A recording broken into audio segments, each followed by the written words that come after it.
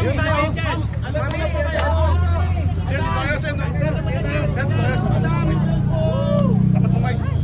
dito.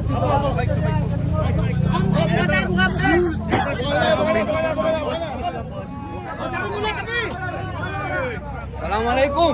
Waalaikumsalam. Magandang hapon po sa inyo. Sumainyo ang kapayapaan. Bring him home! Bring it home!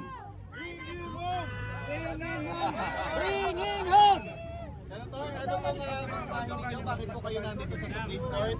Nandito po kami muli para dalhin po namin sa ating kataas-taasang hukuman ang mga nakalap po naming pirma, mga kababayan po natin na humihiling na sana po ay desisyonan na ng ating mga hukom yung amin pong hiling na patungkol po sa ating dating Pangulo na Rodrigo Roa Duterte. May dala po kami na 304,000 na mga pirma.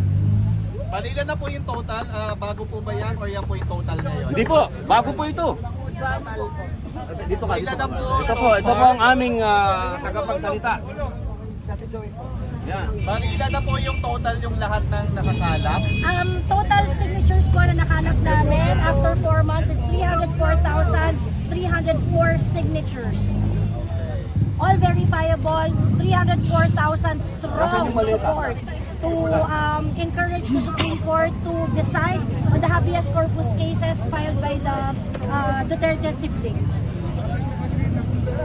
Ilang signature ka po ito po yung inaasahan na kapasok? May mga dumarating pa, marami pang mga dumarating. So, ito yung mga napaghandaan namin na mga signatures na isasubmit namin. Marami pang mga dumarating.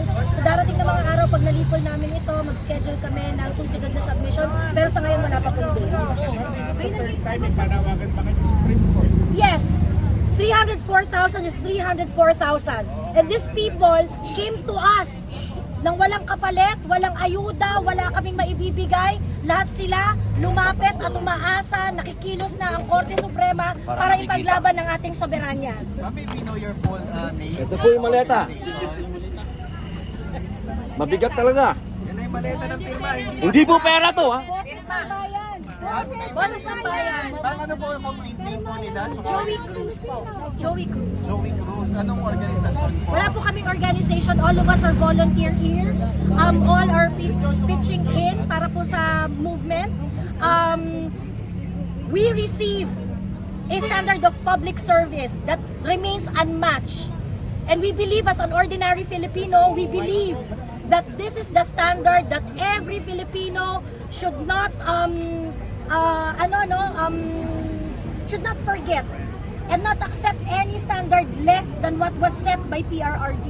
So after nang gawin ni PRRD ang lahat-lahat para sa bayan, magsilbi ng tama, i-priority ang welfare ng taong bayan, this time kami naman ang magtatanggol kay PRRD, kami naman ang magtatanggol sa bansa namin. Boses namin, walang iba. Boses ng taong bayan. At katuwang namin ang ilang mga leader na meron talagang pusong makamasa. Kasama namin si Sen. Robin na nakasuporta sa amin since day one.